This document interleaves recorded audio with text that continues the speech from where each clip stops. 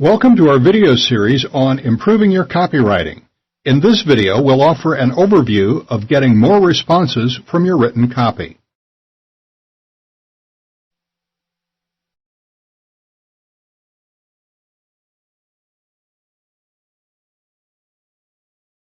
In this video set, I'll be talking through how to benefit more, how to profit more in your business, and more specifically your website, with copywriting.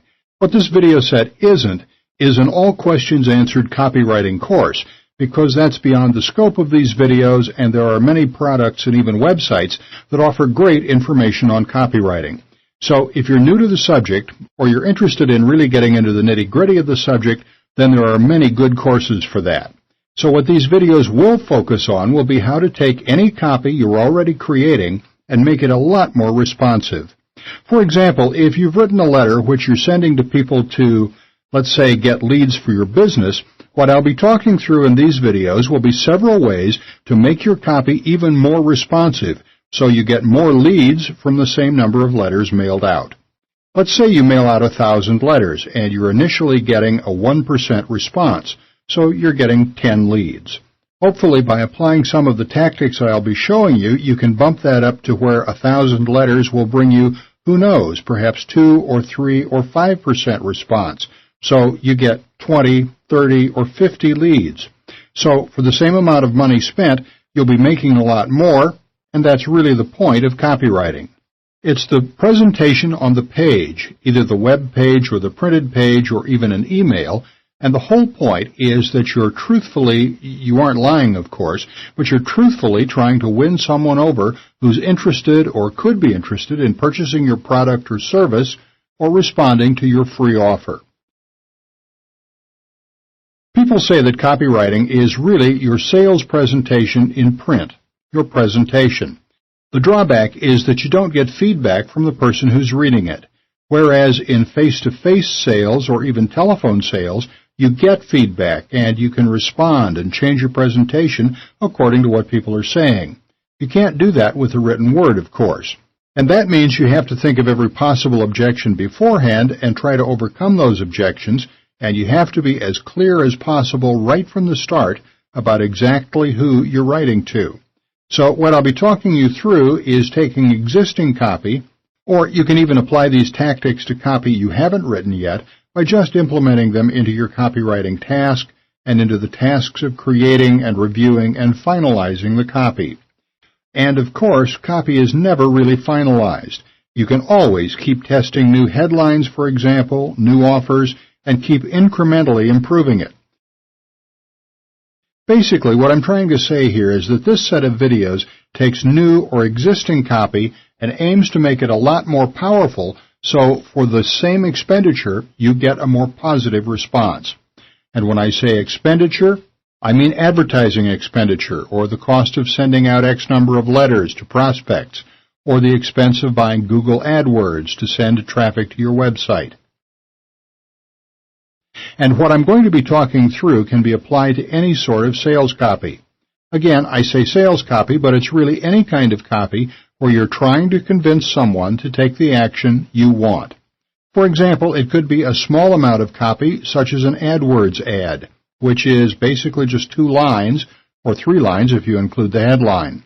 Or, of course, it could be an email, or a website selling a product or a service, or even a website trying to get leads for something as generic as mortgages, trying to get mortgage leads online. And as I already mentioned, it could be a letter. It could be a postcard. And even though writing for those different types and amounts of copy are different, you know that how you structure a postcard is going to be quite different from how you structure a letter, but the elements are largely the same. And you could say, in a way, that what goes in a postcard is what goes in a letter. But in the postcard, you're really condensing it quite a lot and just telegraphing really the most important points, the strongest points of your argument, so you can convince people in the fewest number of words. Whereas in a letter, of course, you can say a lot more and include all the necessary details. And generally, the less copy you're able to write, the less money you'll get from your sales target. So generally, with a postcard, you may just want to get leads or perhaps sell something for $1 or $2. Really, it's quite hard to sell from classifieds or postcards. So the less copy you're able to write, depending on the space, the less money you're likely to get. So a postcard, for example, can be just to get a lead, and then you can follow up on the lead with letters.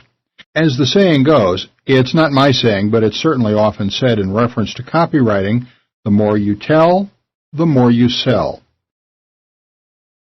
Of course, like every rule, there are exceptions, but basically the point of that expression is, obviously, in a letter or on a website, you have the space.